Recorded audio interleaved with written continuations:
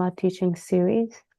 We are very honored to have Venerable Pinatika Lingara to continue on the series on the profound Pali Nikaya study and discussion on its daily applications. We are also very honored to have University of the West Religious Studies Department in California, USA, and Pa'au Sudana Bumi, Indonesia, to co-host the series. The teaching of this series is scheduled for 1.5 hours, including question and answer. Today is part 16. Before teaching starts, here are just a few housekeeping reminders.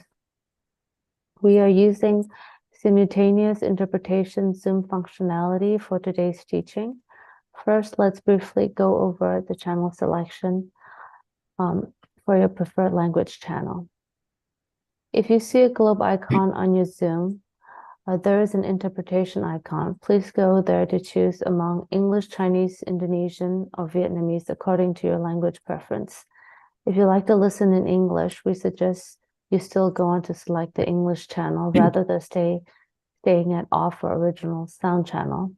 Otherwise, you will not be able to hear the English interpretation from Chinese or Indonesian during the question and answer portion.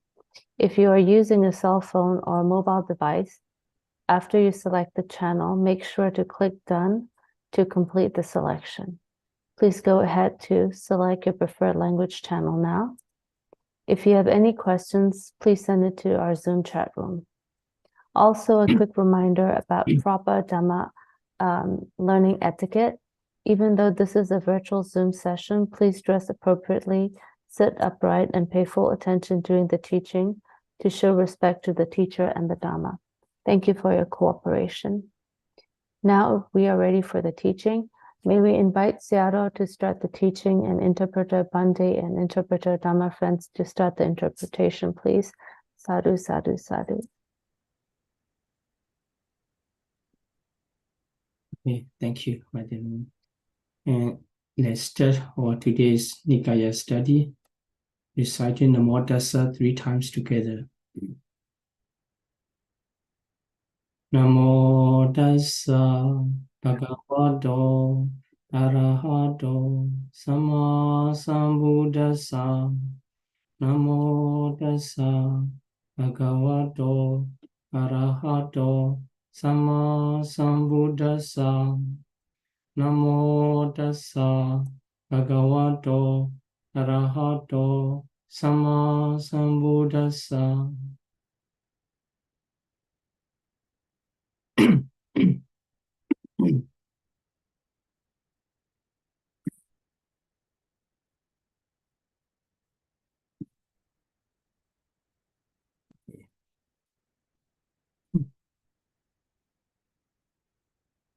Welcome back to Nikaya studies. Yeah, we have been studying as several weeks already, and also it's almost finished the first book of Tika Nikayas. So they mainly mention about the threefold training starting from the training on morality, sila. So that is the reason it is called the first book of Tika Nikaya as Sila Khandavaka. Okay, so this is number 9 sutta, Putthapada Sutta. Here the Putthapada Sutta. We will study this Putthapada Sutta, but this sutta pretty long, so we need to divide it into parts. I think we need to divide it into 3 parts. So before we study the teaching in detail, let's review a little bit how the Buddha taught this sutta and what are the teaching inside. So for the first time, we will see the Buddha's visit to Putthapada. So there Putthapada was staying nearby the Buddha's residence. Then the Buddha visit to the Buddhabhara, and at that time, in the question, the Buddhabhara asked the question related to the higher extinction or cessation of consciousness. Especially this come by the name of sanya. So sanya, the word sanya, normally translated as perception. Perception. So when here, regular translation or normal translation for the word sanya is perception. But in this sutta, this sanya does not specifically refers to the mental fetters of perception. So it refers to the group of mentalities led by the perception and consciousness, especially consciousness. So when the perception arises with the consciousness is the leader of the mentalities. Then perception is one of the mental fetters that arise with consciousness. So in this case, for those who have studied Abhidhamma, it is easy to understand, although we talk about the sanya by the name, the consciousness is the leader. Then also why the perception is named is the perception mostly considered as the prominent mental fetters among the other mental fetters arise with the consciousness. So in this sutta, the name comes with the sanya, abhisanya, nirodha. So nirodha is extension. The sanya, although is named as sanya and regular translation perception, but here the translators use the consciousness, the word consciousness. Normally, this consciousness is for citta, but although the word sanya is described in the question and throughout the sutta, the translation will be keeping on the word consciousness, normally refers to the citta. Okay, so in this case, you should not be confused. Extension of the consciousness. On the other way, if we say about the extension of the perception, is the same, because whenever consciousness arises, perception come together. Without the perception, there is no consciousness arise. And also, without the consciousness, citta, there's no perception, sanya. So we should understand the extension of consciousness can express the same meaning of the extension of perception because they arise together. So here the Wanderers Buddhabhara asked the question about the higher extension of consciousness. We will see later what is the question and how it's come, and what is the Buddha's answer. Then later on, he keep asking based on the former question. He asked the follow-up question: does perception arise before knowledge, or knowledge arise before perception, or both arise simultaneously? So this is the follow-up question, because after the Buddha explained about the extension of consciousness, this is not completely ultimately extension. This is extension of consciousness temporarily. That is why if the consciousness seeks or seeks for temporary sudden moment, there's an re-arising of the perception of the knowledge. So when the mentality arises, which one of perception or knowledge arise first, or both of them arise together? And he asked the follow-up question. We will see today's lesson these two questions. And later, the Buddha continue asking about is perception a person's self. So here, as I mentioned, the perception of sanya referring to the mentalities. So the mentalities of consciousness, same as the self, or the different.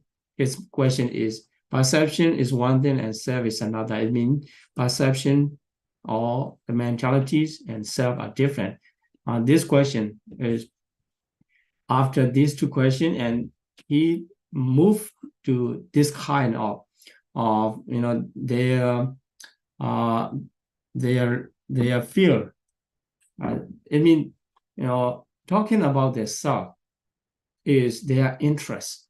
The wanderers or the other traditional religious practice, they like to talk about self. But for Buddhism, the Buddha emphasized in non-self, not talking about the self. But here, draw the attention and the discussion to their fear of the view, the self related to the self. Then after that, he keep asking about the 10 questions. 10 questions. So these 10 questions appear throughout the Pali Canon several times, but the Buddha never discussed about them. Here in this Sutta, and the Buddha mentioned pretty much about these questions, these 10 questions. Normally we say that unanswered question. The Buddha didn't answer about them.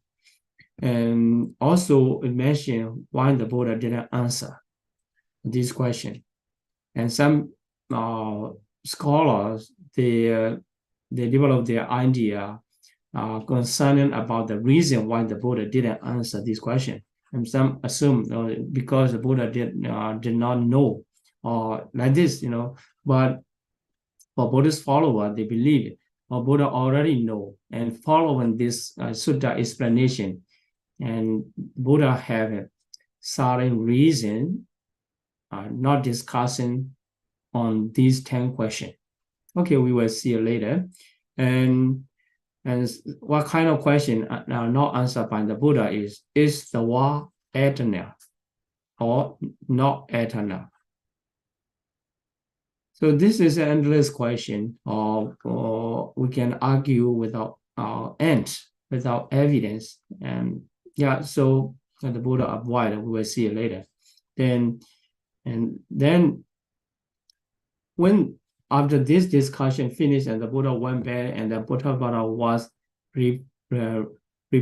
reproaches or the blame by his fellow wanderers, because he appreciated the Buddha's answer. He rejoiced the Buddha's answer. Although here you see the Buddha did not discuss about this question, but the Buddha gave the answer for the higher extinction of consciousness. Then later on, the Buddha again visit to the Buddha with his friend Citta, son of the elephant trainer, because during that time there are several people named as Citta. That's why, in order to identify which Citta refers to, and the Wakam, the son of the elephant trainer, is the one. And when they come to visit, and another issue discussed, the ascetics and Brahmin who declare belief that after death, self is entirely happy and free from disease, like this, So, talking about this, and the Buddha mentioned that these kind of the question, these kind of discussion are not really proper way, because they don't know, and they don't know exactly what is going to be after death exactly. So, and given this question, given the example about these question and answer, their claim and their declaration and belief. So first example is about the Janavara Kalyani Upama. So this is the talking about the most beautiful God in the land. So given this example, and another example is Neseni Upama. That is talking about the staircase. What are the examples we will see? And it is interesting, also very good example to let them the religious or philosopher to be aware of uh, their view, how they formulate, and based on what they formulate their religious view or philosophical theory. We have to understand fact before we follow such kind of religious view or theory. And this sutta is good to read before we made it. Such kind of religious view or the philosophical theory. And also the Buddha talking about the three kinds of acquire atta. So here atta also is called the atta. Actually, it refers to their aggregates or life itself. The both translate as the self, because the Buddha did not refer to the self by the word atta, although this atta is used to describe it in different realities according to the other religious practitioner, such like the Buddha. When they talk about the atta, they refers to the everlasting self. But here in this case, the Buddha used this word atta, but not refers to the everlasting self, because the Buddha himself already rejected the existence of self. So the Buddha will not mention about the acquired self, is acquired self. So here atta refers to the gain in aggregate. So having aggregate or having any kinds of life or existence. And so we will see what are the three kinds later. Okay, so this is the brief introduction about the Buddhabhata Sutta. Okay, let's start our today's study about the Sutta inside. So the Sutta happened, this is the introduction of the Sutta. It happened while the Buddha was staying in Savatthi.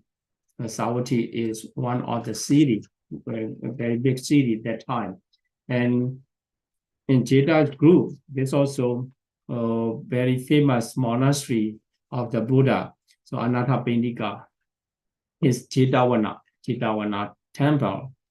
Then at that time, the wanderer Buddhabhata, he was residing in the Singer Hall Park of Malika. So Queen Malika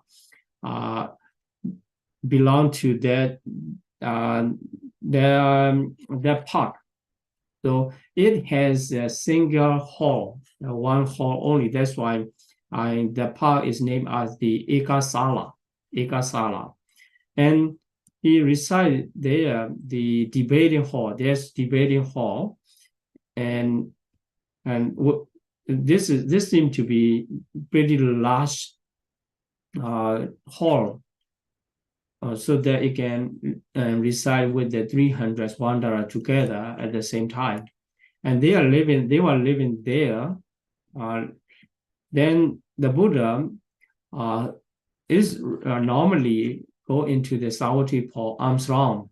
But one day, in that day, the Buddha come early. So considering that this is too early, and so it's better to go somewhere before going arms round early. And he decided to go to debating hall and to visit to the Buddha and his friends, the wanderers. And here what happened is during that time, because the Buddha and his fellow wanderers were sitting, because this is a morning time, early morning, they woke up and they were discussing whatever they are interested in. So this is the regular conversation for them, but it is very kind and undefined conversation. So here we call the Tirichana Gatha. So Tirichana Gatha. And what is Tirichana? Actually, in Pali word, Tirichana describes animals. So if we translate directly, Gatha is conversation. So animals conversation, talk about animals. Actually, this is from dictionary. So I have taken this definition from dictionary. But if we translate following the Pali word construction according to the Pali grammar, and we understand that animal talks or animal conversation like this. So if we translate in meaning, so to give a meaning, childish talk, something, the conversation of the immature people, so the child, they're talking here and there in this way. And also here, for more definition, the useless words, or there's something not reaching heaven, not talking about the reaching heaven or reaching nibbana. It means the conversation does not lead to reborn in heaven or to reborn to attain the nibbana. Or such kind of conversations are called by the name of Dirichana Gatha. So let's see what kind of words here.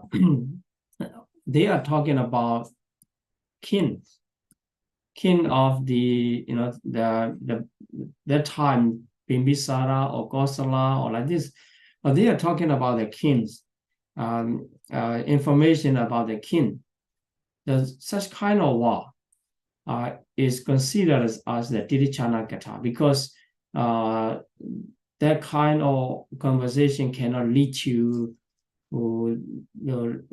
be born in the heaven or to attain the nibbana. And talking about the robots, so the robots do something like this or that, or is possible to come in or like this. They are talking about the robots and minister, armies, dangers, and wars like this. So altogether, 27 kinds. 27 kinds of conversations are regarded as Dirichana Gatha. Dirichana Gatha. So it is not just talking about the animals, and not the talking about the animal, because for animal, if we enlarge a little bit about the word, so Dirichana is mostly the animal walking across their backs, pin their back to the sky. It means like the across the the north facing toward the sky, like this. So their way is not reaching to going up, especially for four legs animal like this. And that's why during that time, they consider something not leading to the higher destination or higher stages, and they're considered as just like a Dirichana. Dirichana. And the conversation is also paying their back, not their face, to the heaven or nirvana. Such kind of words, such kind of conversation are considered as Dirichana Kata. Okay, so here talking about the king or minister or robber, whatever reason, for political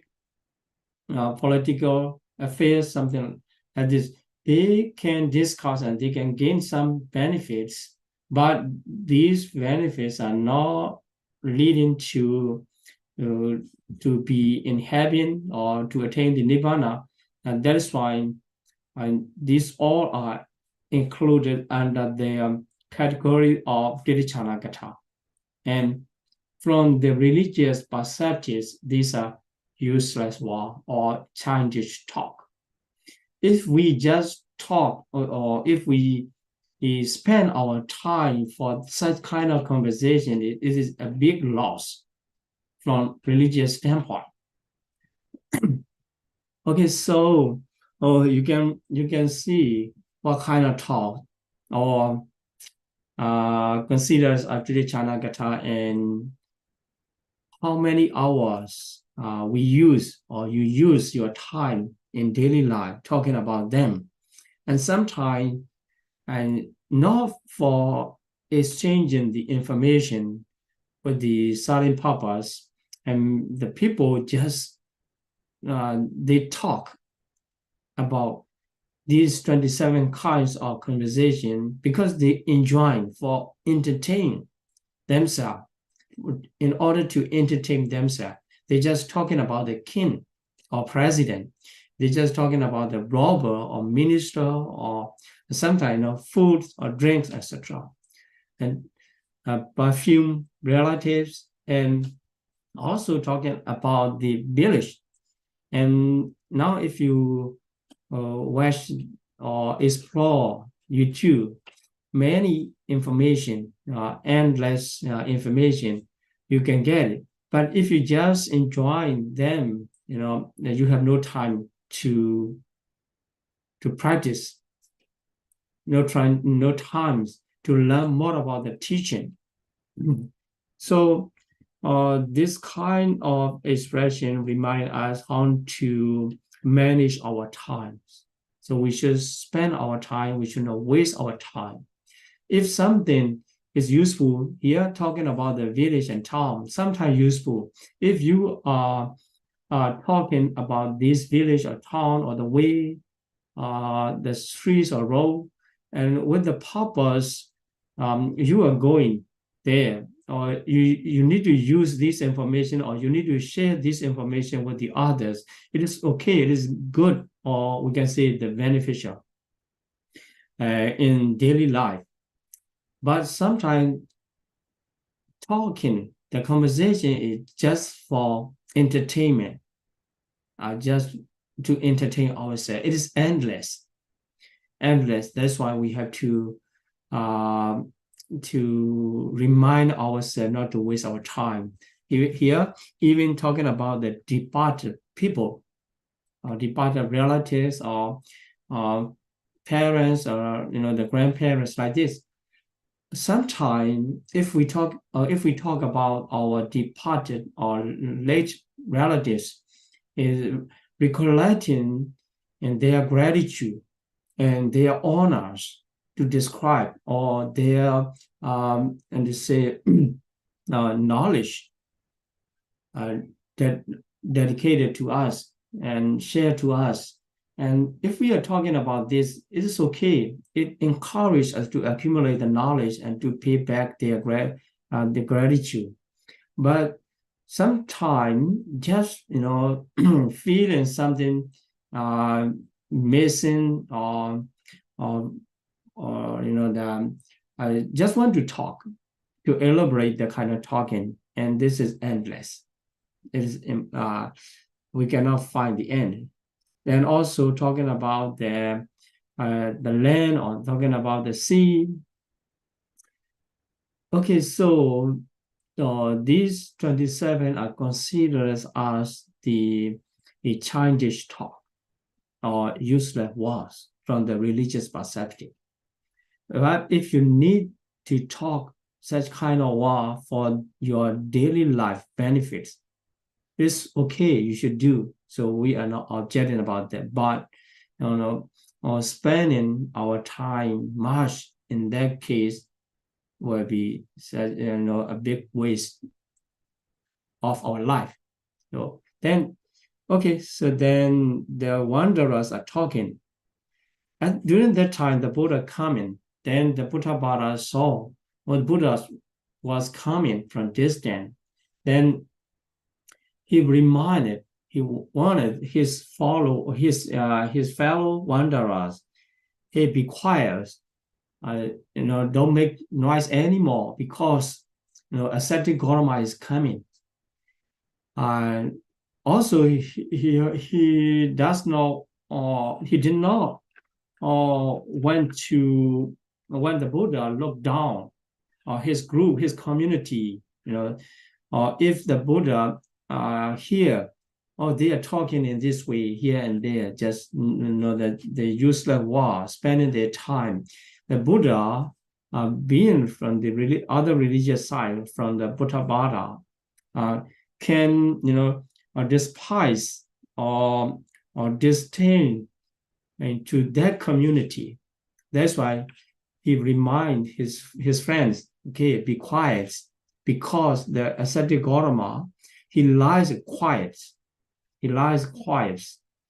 and also speak in praise of quiet. The Buddha for himself, he preferred to live in quiet place, and also he always praise and appreciate about the quiet, being quiet. So noble silence like this. And in this wall, from the wall of Buddha, we can learn what the Buddha are like. Sometimes if we celebrate a big celebration, we have to be careful about the Buddha's preference. Or if we do in this way, the Buddha will praise or the Buddha will blame. So if we are noisy, so maybe the Buddha will not praise and Buddha will criticize. So we should maintain the quiet. We should keep quiet, quietude of the life, quietude of the place. And through that, and we should find the quietude of the mind. So this nature of the Buddha is already well known to other religious community as well. So when the Buddha came to visit their place, the Buddha reminded to be quiet, because the ascetic Gautama prefer the quiet. So if you guys are keeping quiet, not making noisy, and he will come to visit us. I mean, if very noisy, and Buddha will turn back and not visiting to them. Here, a visiting of the Buddha is, their honors. They like to welcome, because for other religious people, when the Buddha visit and later on, they announce. Sometimes they describe in some way, sometimes correct and sometimes not correct, because they want to find their honors. Okay, you see even the ascetic Gautama come to us, and he come and ask a question because we know better than he do. Otherwise, we have to go to him like this. That's why the visit of the Buddha to them is their benefits. Okay, so he welcomed to the Buddha. It's good, and then he gave a seat. And for himself, the Buddha have respect to the Buddha. That's why he gave the proper place to the Buddha, and he took himself in the lower stage or lower seat of the Buddha. Then at that time, the Buddha asked the question, what are they talking about? And the conversation before the Buddha come in. Then, and the Buddha Bala actually, he didn't know when to disclose this kind of conversation they are having. And that's why he said, oh, never mind, it's not important. Or later on, whenever you come and you can listen what we are talking about. And he put aside. Then he leads the conversation to the certain aspects because he didn't like the Buddha to look down on their community. So what happened is the past few days, he has learned something, a discussion of the other ascetics and Brahmin from different school. From different school, they come together in debating hall. They are living. So debating hall, the ascetics and Brahmin of various school come into the debating hall, and the conversation they are interested in and they were discussing is about the higher extinction of consciousness. Abhisanya Niroda. This is the original word in the text. So it has been discussed among the ascetics and Brahmin. So here, the ascetics are religious practitioners, and here Brahmin are mostly scholars.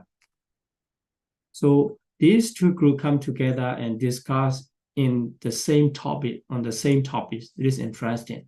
Okay, so in this case, some religious practitioners and scholars, they explain and the extinction of the consciousness in this way. So altogether, 4 ways they explain, 4 groups. The first group explained that without cause and condition, the perception, as I mentioned, that the mentalities or consciousness, citta, arise and cease. According to the first group, there's no reason. There's no certain condition to give a rise to consciousness or to seek to give cessation of the consciousness. So without cause and condition, the consciousness or perception come to be and pass away. So when it comes to be and arise, we say that the person is conscious. And when they see, when the mentality ceases, and we say that person is unconscious. So in this way, some religious practitioner and scholar, they believe about their extinction of consciousness during the lifetime. But we have no cause and condition to show, to identify, because without cause and condition, the consciousness arise and passed away. The second group rejected that view. Oh, it's not true. Actually, the perception of mentalities arise the person itself. So it depends on the self. When the self arrives, the perception arises. And when the self gone, there's no more perception, no more mentalities according to them. So they just discuss in this way. So talking about the self, depends on the self. If self come into and the person is being conscious, and if the self go out, no more conscious. This is second group. And the third group discuss on the powerful ascetics and Brahmin. So because they have sinned, and some ascetics and Brahmins are very powerful, they can make anybody to be conscious or to be unconscious. That's why, according to them, and the powerful ascetics and Brahmin and draw down the consciousness into the man or withdraw. So they are managing about the consciousness for the third group. And for the fourth group, the work or deities, when the deities, the powerful deities, make the person or I mean, they put into that person, the consciousness into that person, he is conscious. And if they draw out, and the person is no more conscious. In this way, four groups are discussing in debating hall about the temporary extension of the consciousness or temporary extension of the perception or mentalities. Because they see some people are not being conscious and they live some period of time, some certain period of time, and later on they come to conscious again. So unconscious and conscious again. So depending on their understanding, four group of ascetics and Brahmin were discussing. So some days ago, then Buddha was listening in that audience in debating hall, but he did not satisfy with any of these assumption or that this view. Then, and at that time, Buddha say the connection that I thought about the law. So although I was listening about their explanation, my mind go to the Buddha. To the Buddha, I recall at the Buddha, or it would be, if the Buddha here, blessed law refers to the Buddha. If the Buddha was here, he can exactly point out what is that. So he expect the Buddha to be there, but the Buddha was not there. And then, so when he meet the Buddha now, and he asked the question, so the Buddha, then what is the higher extension of the consciousness? Remember this extension of the consciousness does not refer to the completely extension of the consciousness. This refers to the temporary extension of consciousness according to their discussion. So the Buddha will answer, but before the Buddha give his answer, he just point out the first group, according to you, the first group mentioned the arising and ceasing of the consciousness or perception happen without cause and condition. So their view is totally wrong, the Buddha says. So the Buddha emphasized, although the other view also not completely correct, but the first one is totally wrong. That's why Buddha mentioned. And because the other three, sometimes it really happened. It really happened. But for the first group, it is totally wrong. So here, the Buddha question and answer for himself. Once perception arises and ceases according to the cause and condition, this is reality. That's why the first group, for the view of first group, it is totally wrong, because they say without cause and condition. Because here, in reality, due to the cause and condition, the perception arises and perception ceases. So Buddha briefly mentioned that some perception arise through training, and also some perception pass away through training. This is the brief explanation. Okay, let's see the complete explanation about the arising and cessation of the perception through training. And Buddha start as usual in other sutta. The Tathagata arise in this world, and having gained the saddha and listen the Dhamma and start practicing moralities, moral precept. Then keep going, practicing concentration. And during this stages of concentration, practice of concentration, some perception arise and some perception and cease. So before we learn about the arising and cessation of perception through the training, and I would like to mention about the successive attainment, successive attainment. Okay, so let's see. At the beginning, before we meditate or before we practice or before we attain any stage of concentration level, that we have a karma sanya.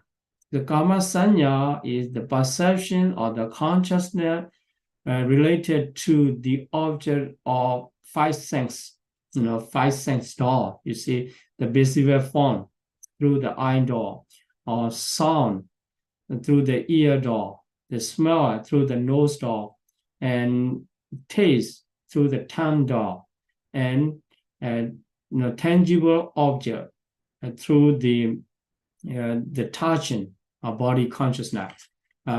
We know these perception or these consciousness are called karma sanya. In order to give rise to karma sanya, is not necessary to practice anything, any kind of practice. In daily life, in common life, it always arising and passes away. Then, when one practice concentration meditation and successful to attain the first jhana, the first jhana, that first jhana is described as the vivekaja. Vivekaja, it means it arrives the stage of concentration that arises due to the seclusion, seclusion, and also piti sukha. The piti sukha is the joyful feeling and happiness there in that stage. And sukkuma satya sanya. So sukkuma is subtle. So subtler than the karma sanya, this one. So all consider as a sukkuma, because compared to the former one, the later one is subtler, sukkuma sanya. So this consciousness of first jhana described very long word, yes, long word. But if we understand, okay, this refers to the first jhana, sanya or first jhana consciousness, it is good. And the second one, second jhana, if continue practicing and the samadhija, so the other word same, only change vivekaja to samadhija, because second jhana is considered as the point of concentration. The certain stage point of concentration, not only the seclusion. Seclusion cannot give rise to second jhana. Through the seclusion, the first jhana arises. Through the first jhana concentration, the second jhana arises. Then ubekha sukha, sukkuma satya sanya is for third jhana. And for the fourth jhana, adukha masukha, adukha is no painful feeling, asukha is no happiness. Then after that, these are four material jhana, the five material jhana, and the other four immaterial jhana. So if you have studied Abhidhamma, this is very easy to understand and remember. But the first one, Akasana Jayarana, this is considered as the first Arupa jhana. So you should not misunderstand the first jhana. Here, first Arupa jhana. Here's the former four jhana are Rupa jhana, we call. It related to the five materialities stage. Still have the materiality. But in this case, no material, so immaterial jhana. And Vijnana Jayatana is second Arupa jhana. Akinchanya Jayatana is third Arupa jhana. And here are Tajiva Sanya Nirojati and Anyacha Olarika Sanya Naubachandi. It means that state refers to the fourth Arupa jhana and the succession, and continue to the succession. Okay, so keeping in mind this information, and let's see how the Buddha answer.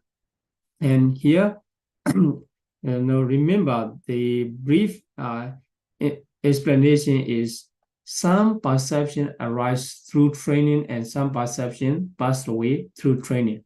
So let's see, for the attainment of first jhana, when he start to practice concentration meditation and the concentration come to be in certain stage of first jhana. So he remained in the first jhana stage, his mind. Then at that time, the sensation of lust is called the kama sanya, or sensation, or here, the consciousness or perception related to the five sense door, they cease, so they disappear at the arising of first jhana. So in this case, through the training, the first jhana, we call this vivekaja, piti sukha, etc. Yes, such a perception or delight and happiness born or detachment. As I mentioned, this refers to the arising of first jhana, the consciousness of first jhana arise. So this first jhana arise through the training.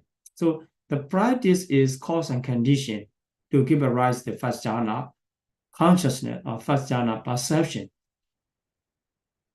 Then the experience of kama sanya, the experience of the sensation of lust, or the perception or consciousness related to the five sense door. This sensation come through the training. Without training, they will keep arising. They will not disappear. And without training, the first jhana consciousness will not arise. That's why we can say that training is cause and condition to arise first jhana and to disappear or to pass away kama sanya. So by seeing this case, the first group talking that without cause and condition, the consciousness arise is totally wrong. The Buddha gave the evidence.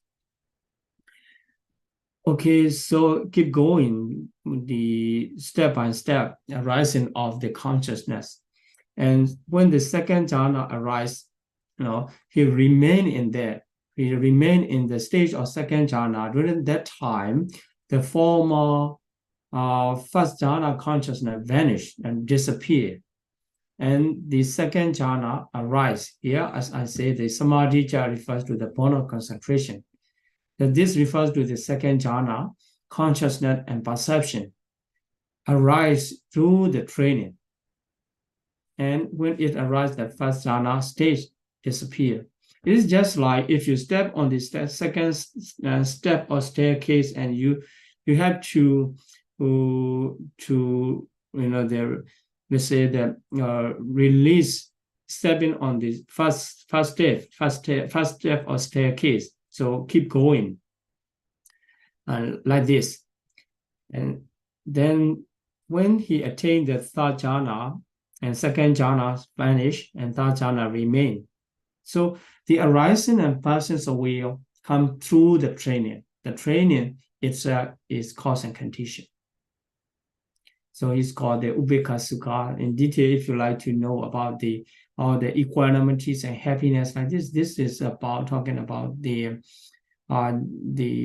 deeper knowledge to describe in detail about the arising of the silent jhana consciousness.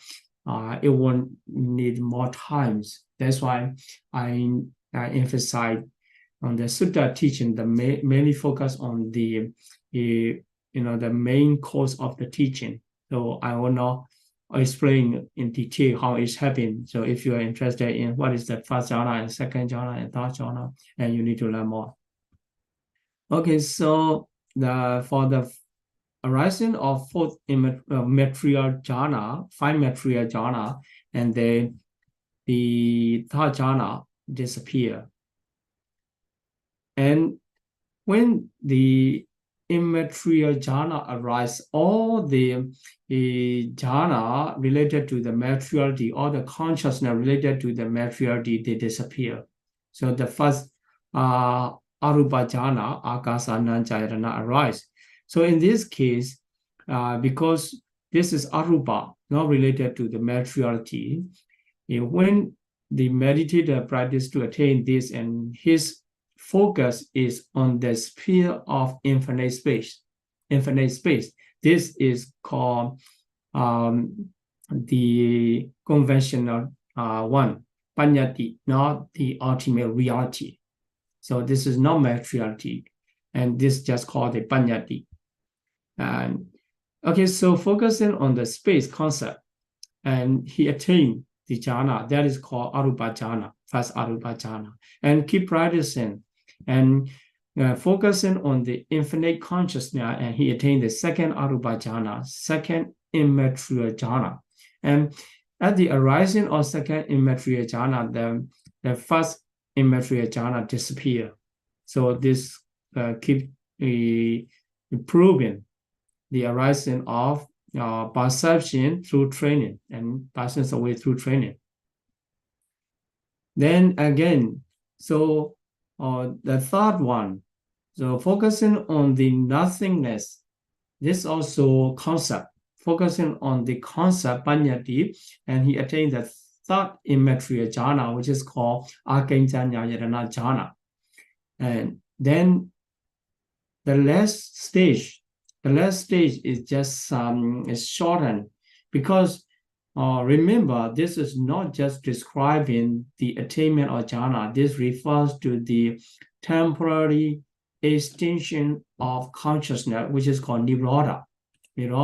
So after attainment of third arupa jhana, he keep practicing in order to attain the cessation, or in order to attain the statement or extinction of consciousness.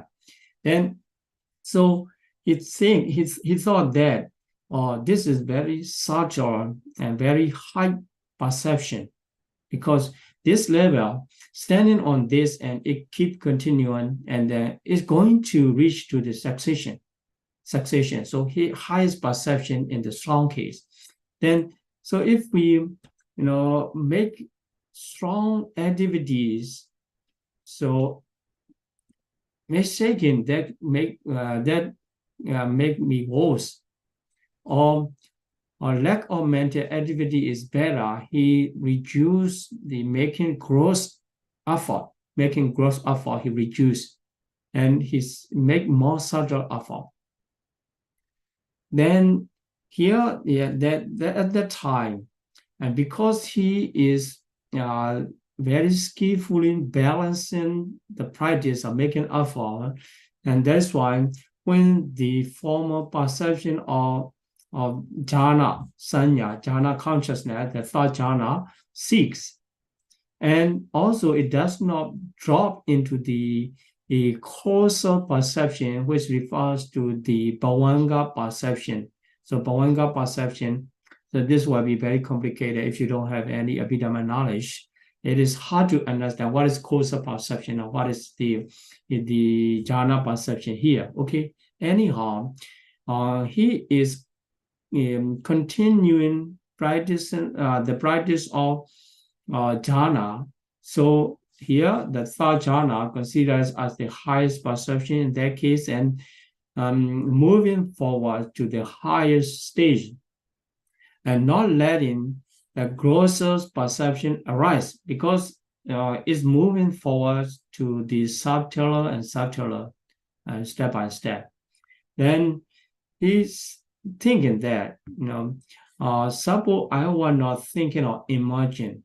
So he keep his mental state, he managed through the practice, his mental state to be in neither things nor imagine.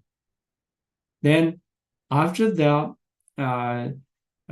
going through the fourth, fourth immaterial jhana for a moment, then it continued to the cessation, drop into cessation. Then it temporarily, completely extinction come, cessation come. That time, no more consciousness, no more perception, and arise during that time. And that is called the nirodha, what they are talking about. According to the concentration practice, so through the practice, this kind of succession, or we can say the successive, continuous, step-by-step, continuous, the succession of the perception or consciousness also happen. Finally, it reached to the nirodha, which is called temporary, completely succession of the consciousness during the lifetime, happen through the practice. So here in this sutta, Buddha mentioned how to get into the succession. So here in this case, we have to understand, according to the Buddhist teaching, the arising of mentalities and materiality is under the range of suffering. As long as they are arising, and we are kind of conditioned suffering through the conditioning process. So if the consciousness is not arising, so it's stopped for a while. So inside, during the period of the succession or extinction of the consciousness, it is a kind of liberation, temporary liberation from suffering. That's why through the practice, the Buddhists is the noble people, noble person, they enjoy their temporary cessation of mentality through the practice. But it's not easy to get into this cessation stage.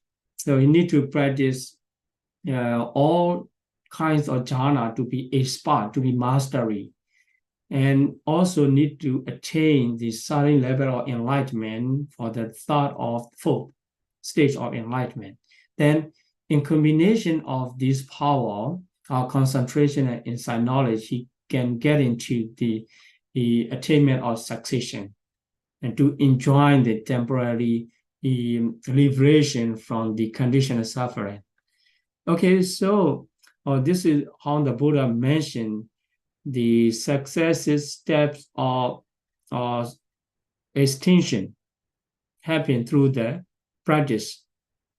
Then the Buddha asked to the Buddhabara whether he have ever heard about this. Then the Buddhabara said, no, as I understand, the law has said, that is, when you explain and I have heard, and before that I never heard of this, and he admitted. And also he liked to confirm whether these states are correct or not, and he repeated all.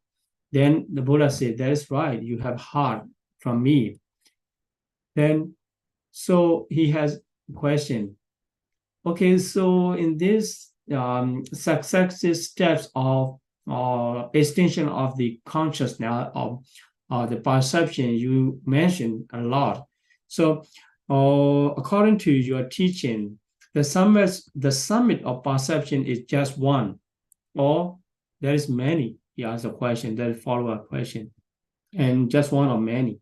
And Buddha's answer is, one and many, like just one and many. Sometimes we say the just one, and sometimes I say the many. Here we can understand, because the different kinds of meditation object, if we say, this a perception arise and cease, successively, according to this meditation object and that meditation object. In this way, as many perception, we can recognize as many perception. But finally, if we make the conclusion, okay, perception is perception, although they arise and pass away according to different kinds of meditation objects, but perception is perception. that perception share the characteristic of the perceiving or recognizing the object. So if we make the conclusion through the characteristic, shared characteristic, it is only one. That's why Buddha mentioned, okay, one and many. Then, so Buddha said, okay, succession of each perception. And I teach both one and many. Then Bhattabhara have the follow-up question. Because he has learned how the practitioner or how the individual go into the state of extinction or state of succession through the practice. He has learned just now from the Buddha. And he know, okay, so if he already get into the temporary extinction of mentality, what about when he emerge from that stage?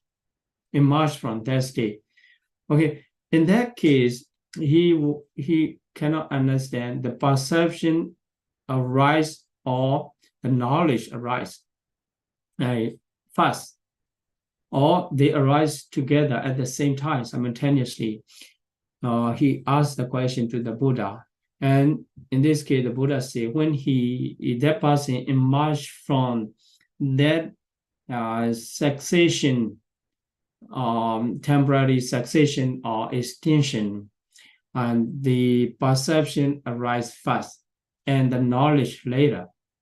So in this case, the perception consciousness refers to the the I would say the state of fruition. Actually, I don't want to give so many information to misunderstand.